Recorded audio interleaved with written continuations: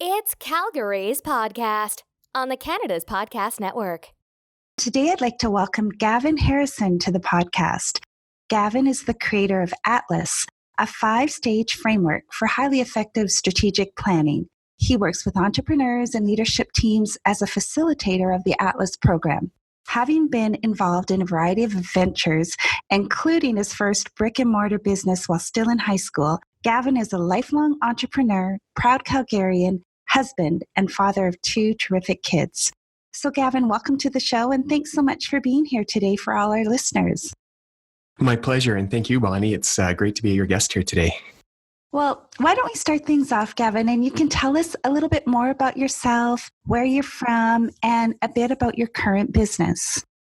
Yeah, absolutely. So I'm a Calgarian, born and raised. I actually grew up just down in Okotoks. And as you mentioned, I'd opened my first business while still in high school. So I had the good fortune of attending a high school that allowed me to actually take grade 12 and spread it out across 2 years. So fundamentally allowing me to be in class just half the day and having the other half of the day open to do with as I wished. And I chose to use that time to open my very first business. So I got a taste of entrepreneurship really quite early in life, and it's really just been part of my DNA ever since. Today, what I focus on is working with leadership teams and ownership groups as a facilitator for the strategic planning process. So generally what that looks like is a series of workshops where we get really clear on where an organization is headed and what path they're going to take to get there. And then I usually follow on with one-on-one coaching to ensure that we stay on track. Awesome. And I think all of our listeners would be curious. We do need to know what your very first business was. Oh, great. Thanks for asking. It was called Office Plus, and it was basically a hybrid between an office supply store.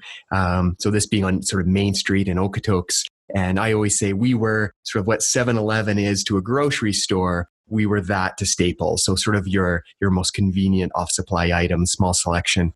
And the real heart and soul of it was a graphics and printing sort of back end of the business. It's really been the graphics business that most of my career has been centered around up until this point. Awesome. How about you tell us a little bit about how you started your current company and more from a financial perspective? What did you need to get going and how are you making it profitable today? Sure. So at its essence, my company is a consulting business. So it didn't take a lot of capital to get it up and off the ground in that sense. But really, it's ultimately the result of years and years of being in business, having ventures succeed and fail. So it certainly has taken capital over the years to have all those experiences and really come to learn that often strategic planning is something that's missing in a business. And that's why I put my focus on it. So although in its current form, it didn't take a lot of financing, certainly didn't take any outside investors to get it up and off the ground. But it is the result of years and years of being in that business space and learning from both success and failure along the way. Right. And so as you look ahead to the future, what do you hope that your company Compello will look like? Great question. So definitely to scale up. The product and the framework we use is pretty unique. And I've been collaborating with another consultant, a gentleman by the name of Jason Krause, somebody who also grew up in Okotoks, incidentally. And the two of us have been working and collaborating quite a bit. His focus is on leadership development, and he's a really sought after executive coach. So we've been talking about how do we maybe marry together our programs and then scale up through the avenue of other coaches and other consultants, really all over North America and perhaps worldwide.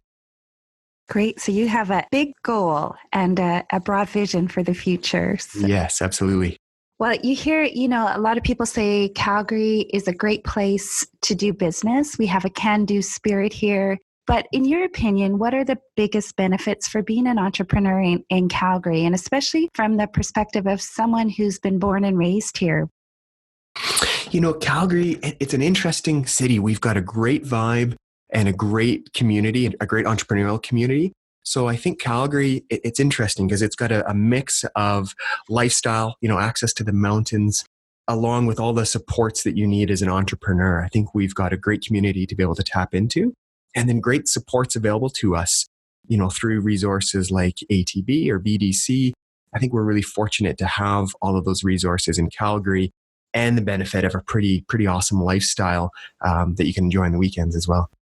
If you flip that around, do you see any downside to being an entrepreneur here, or are there things that you find challenging working in this geographic area? Interesting. I thought you might ask that. Right now, the economy is in kind of a weird place. There's no two ways about it. And as Calgary's making its shift fundamentally from being so reliant on the energy sector to having some different things to offer out there in the world, it does obviously create some turbulence. So if you're a business, obviously that's relying on that energy sector, it's going to be pretty turbulent. But I think there's a ripple effect from that affects all businesses. So there is a bit of a downside, certainly, in that it can be a little bit unpredictable right now in Calgary. But I think most entrepreneurs look at that through a little different lens than most. And with that challenge, obviously comes opportunity as well. Well, and certainly, we've seen in the city over the last few years that there's been a real emphasis on trying to diversify our economy and introduce new sectors into the economy here and expand our business focus outside of energy.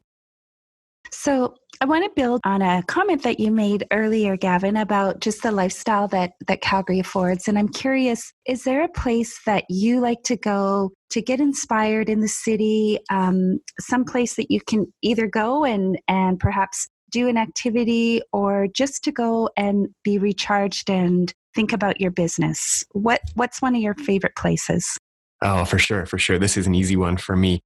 Fish Creek. I think Fish Creek is one of the greatest assets in Calgary. There's lots of places where you can get off the beaten path a little bit and find yourself in a place in Fish Creek where you literally have no visibility to the city around you. You could just as easily be in the heart of K country somewhere, but just it's 5 minutes, 10 minutes away. So for me, it's Fish Creek. I quite enjoy trail running, and there's a pretty awesome trail network all throughout Fish Creek. So for me, that's where I go to recharge and sort of get plugged back in with nature.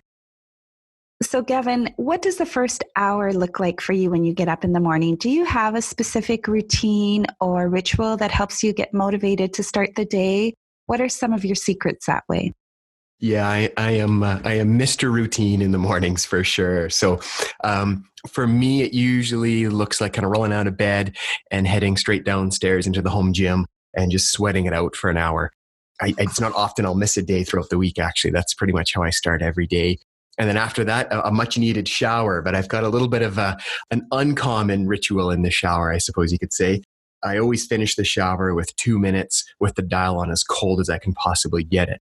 And that might sound a little odd, but it's I find it's a really interesting way to start the day because there's sort of a physical effect. It really gets the juices flowing, really wakes you up, obviously. But there's a mental effect as well.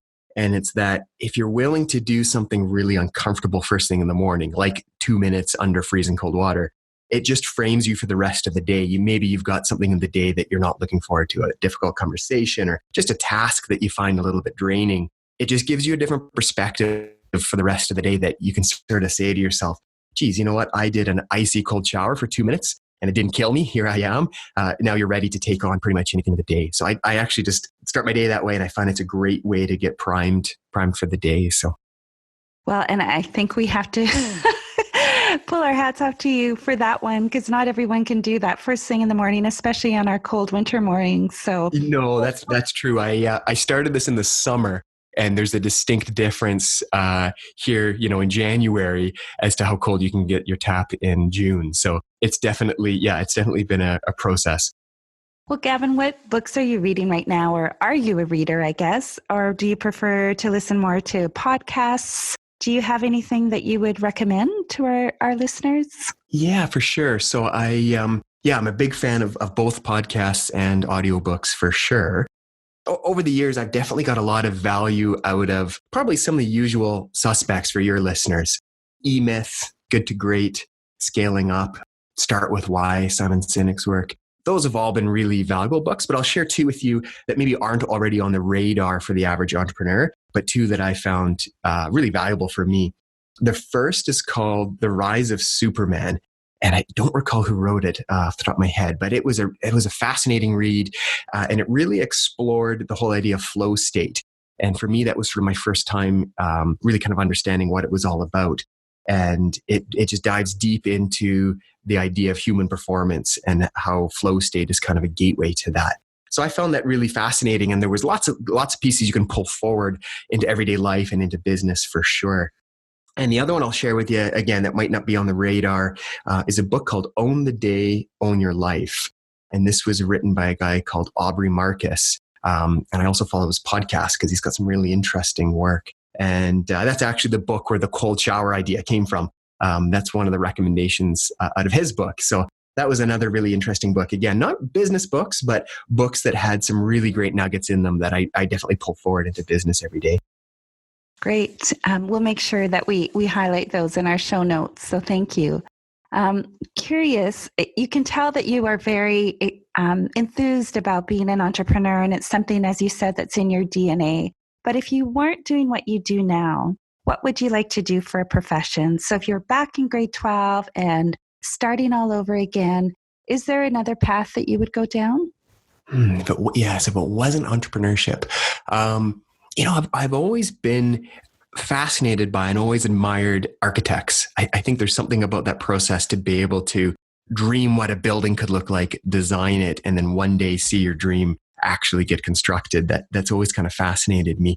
So I think, if I did it all over again and it wasn't going to be the path of entrepreneurship, I would definitely explore becoming an architect. I've got a real kind of interest in what that space looks like. Well, and also a very creative job. True, yeah. Yeah. And so on the other side of things, what is one kind of job or profession that you just know you're not cut out for, that you would just never, ever want to do? It's an interesting question. I don't mind physical labor, but through doing some home renovations, I've learned that my least favorite place, I think, in the entire world is in the attic. I've had to be up there a couple of times trying to tackle some projects around the house, and it's probably my least favorite place. So any job that I think requires a lot of time up in the attic, that would be a job probably that I would not be well cut out for. And that's probably the most unique answer we've ever had to that question. There you go. Oh, that's great. So in business, do you have like a favorite word or quote or sentence that you like to use either when you're doing your presentations or just something that kind of is your touchstone that you go back to frequently? Yeah, I do actually. I've got a saying that I find I use quite a bit. And I have to give full credit to another local entrepreneur because I picked it up from them. So I worked at West Canadian Digital for a number of years, and I had the good fortune of working quite closely with the management and ownership team over there. And Irene Price had a great saying, and it's one that I've carried forward with me today. And it's quite simply, do we know or do we think we know? And I've always liked that because it really forces you to take pause and consider what you've just said. Is it truly fact, or are we making some assumptions there? And certainly in the work I do, it's really important that we understand when we're making assumptions, because sometimes you have to, and when we're able to make a decision based on fact. So the expression, hey, is that something we know or that we think we know, is one of my favorite expressions, because again, it just forces you to take pause for a moment and really acknowledge when we're making assumptions in the process. And again, sometimes you have to do that, but it's always good to know and document when is it assumption and when is it not. So I thank Irene Price for that one because I still use that one to this day.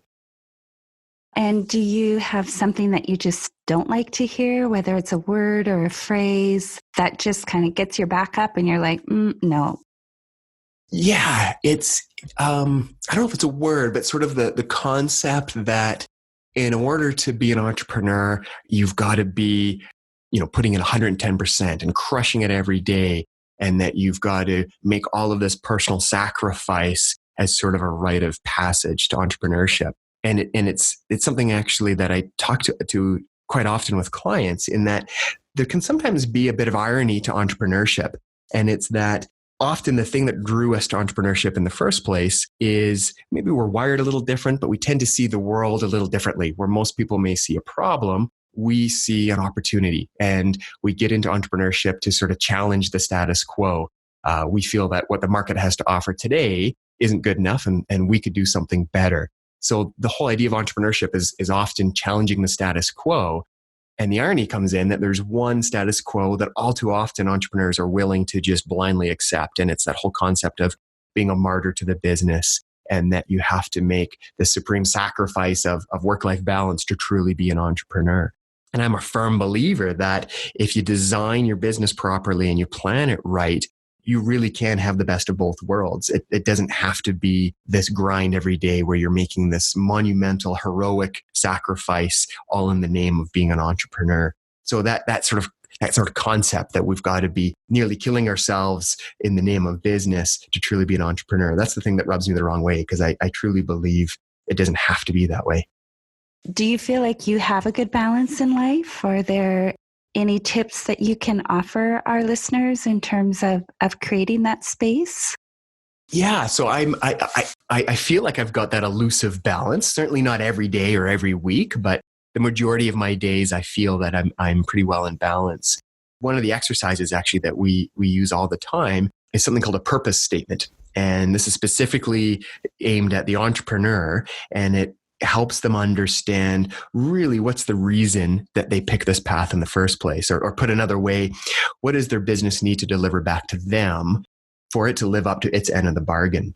So usually what this looks like is not just sort of a financial, I need to make X, but we'll get into the nitty gritty. How many weeks a year of vacation makes this all worthwhile? How many days a week do I make it to the gym?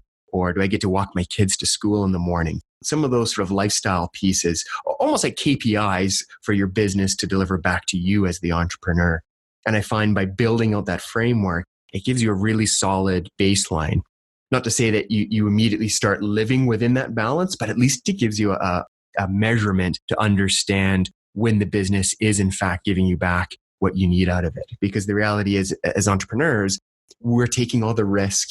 Certainly we are putting in all that effort when it needs to be, and it's different than a regular job, certainly. So there needs to be some perks on the other side. If we're taking the risk, there needs to be some reward on the other side. So really defining what that reward looks like for you, and then being able to move and turn the dial towards that week after week is a great way to start to embrace that balance and achieve that sort of elusive work-life balance for an entrepreneur.